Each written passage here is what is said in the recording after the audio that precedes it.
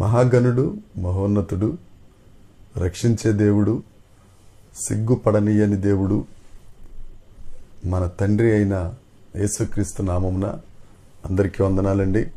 దేవునికి స్తోత్రాలు. దేవుని కృప, యేసయ్య కృప, మరొక నూతన దినాన్ని దేవుడు మనకు అనుగ్రహించారు. అందును బట్టి సమస్త మహిమ, ఘనత, ప్రభావములు యేసయ్యకే చెల్లునుగాక. ఈ దినము కొరకే దేవుడు మనకిచ్చిన దేవుని వాగ్దానము, ఆయన కృపావార్త. కీర్తనల గ్రంథము 44వ కీర్తన 7వ వచనం. మా శత్రువుల చేతి నుండి మమ్ములను రక్షించువాడవు నీవే. దేవునికి స్తోత్రం కలుగునుగాక, దేవునికి మహిమ కలుగునుగాక. ప్రియమైన సహోదరి సహోదరులారా, ఈ 44వ కీర్తన వ్రాసింది కోరహు కుమారులు. ఆ కోరహు కుమారులు అంటారు, దేవా తండ్రి, మా శత్రువుల చేతి నుండి మమ్మల్ని రక్షించే దేవుడవు నీవే. 44వ కీర్తన 1వ వచనం నుంచి మనం చూస్తే గనక వారు చెప్పే మాట ఏంటంటే, మా పితరులు వారి శత్రువుల చేతి నుండి వారిని రక్షించిన విధానం, దేవుని భుజబలము చేత శత్రువులను తరిమి వారి దేశంలో తమ పితరులను నాటిన స్థితి గురించి వారు వివరిస్తూ, మా బాహువు కాదు తండ్రి, మా గొప్పతనం కాదు, మా పితరుల గొప్పతనం కాదు, నీ బాహువే, నీ దక్షిణ హస్తమే, నీ కటాక్షమే మా పితరులందరినీ వారి శత్రువుల చేతి నుండి రక్షించి వారిని ద్వేషించు వారి దగ్గర వారు సిగ్గుపడనివ్వకుండా చేసింది కనుక మమ్మల్ని రక్షించు వాడవు నీవే. నా ప్రియ దేవుని దైవ జనాంగమా, మనతో కూడా ఈ దేవుడు మాట్లాడుతున్నాడు ఈ దినమున. నీ శత్రువులు ఎవరైతే ఉన్నారో, మన శత్రువు ఒక్కడే, అపవాది. ఇక రోగాలనే శత్రువులు, నష్టాలనే శత్రువులు, ఒంటరితనం అనే శత్రువు, ఒత్తిడి అనే శత్రువు, ఇక రకరకాల శత్రువులు. ఈ శత్రువులు ఎవరైతే ఉన్నారో ఆ శత్రువుల నుండి మనల్ని రక్షించే దేవుడు, మన కొరకు ప్రాణం పెట్టిన దేవుడు.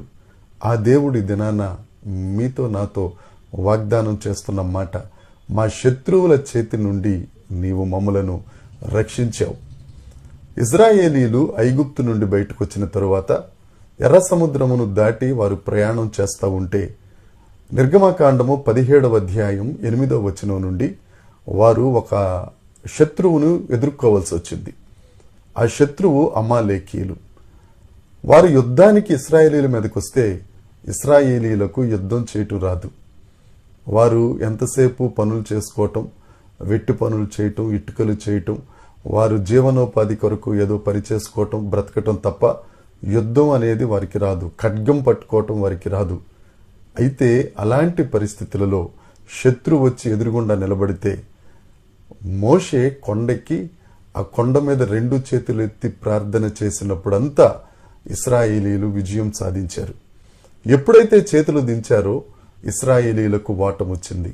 అయితే అహరోను, హూరు ఆ చేతులు ఒక్కొక్క ప్రక్కన వారిద్దరూ ఆ చేతులు పైకెత్తడం వలన ఇశ్రాయేలీలు విజయం పొందారు. ఆ మాట గురించే సెలవిస్తూ ఈ 44వ కీర్తన 7వ వచనంలో ఉన్నమాట, మా శత్రువులందరి చేతి నుండి మమ్మల్ని రక్షించు దేవుడవు. వారికి యుద్ధం రాదు గాని విజయం మాత్రం ఇశ్రాయేలీలదే. మనకు ఈ శత్రువులను, ఈ అనారోగ్యాన్ని ఎదుర్కోవటానికి, ఈ అపనిందనలు ఎదుర్కోవటానికి, ఈ ఒంటరితనాన్ని ఎదుర్కోవటానికి, ప్రతి విధమైన నష్టాన్ని ఎదుర్కోవటానికి మన దగ్గర ఏ స్తోమత లేదు, ఏ తెలివితేటలు లేవు, ఏ భాగ్యము లేదు. గాని మన దగ్గర యుద్ధశూరుడైన యెహోవా ఉన్నారు. మన పక్షమున విజయశీలుడైన యేసుక్రీస్తు ప్రభు ఉన్నారు. ఆయన చెప్తున్నాడు, నిన్ను రక్షించువాడను నేనే. అదే 44వ కీర్తన 7వ వచనంలో 2వ మాట ఉంటుందండి. అది, మమ్మను ద్వేషించు వారి నుండి నువ్వు సిగ్గుపడనీయని దేవుడవు. ఎవరైతే మనల్ని ద్వేషిస్తున్నారో, మనం ఏమీ చేతగాని వారమని, మన దగ్గర ఏ అర్హత లేదని, లేకపోతే మన దగ్గర ఏ ప్రఖ్యాతులు పేర్లు లేవని ఎవరైతే మనల్ని ద్వేషిస్తున్నారో వారి ఎదుట దేవుడు మనల్ని సిగ్గుపరచడు. హన్న పిల్లలు లేక రకరకాల మాటలు పడింది అందరి దగ్గర. దేవుని ఆలయంలో ప్రార్థన చేయగానే, షిలోహులో దేవుని ఆలయం దగ్గర ప్రార్థన చేయగానే సమూయేలును దేవుడిచ్చాడు. ఆ తర్వాత పెనిన్నా పేరు ఎటుపోయిందో ఇప్పటి వరకు కనపడదు. అప్పుడెప్పుడో జరిగిన కార్యం ఇప్పటికీ హన్నా మనతో మాట్లాడుతూనే ఉంది. హన్నాను చాలామంది ద్వేషించారు, కానీ హన్నా సిగ్గుపడలేదు. ఎవరైతే ద్వేషించారో వారి ఎదుటే దేవుడు తల ఎత్తేటట్టుగా చేశారు. వారంటారు, ఈ వ్యక్తినే కదా మనం రకరకాల మాటలు అన్నాం.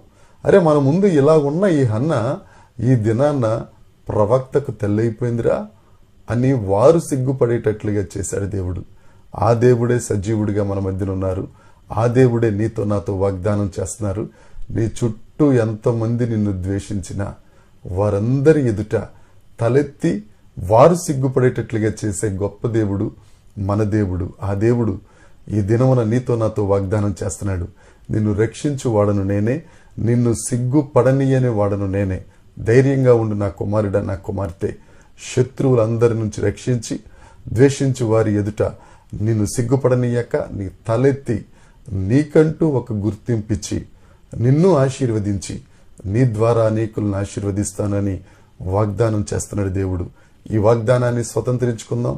దేవుని కృప మనకు తోడై ఉండునుగాక. దేవుడు ఈ మాటలు దీవించునుగాక.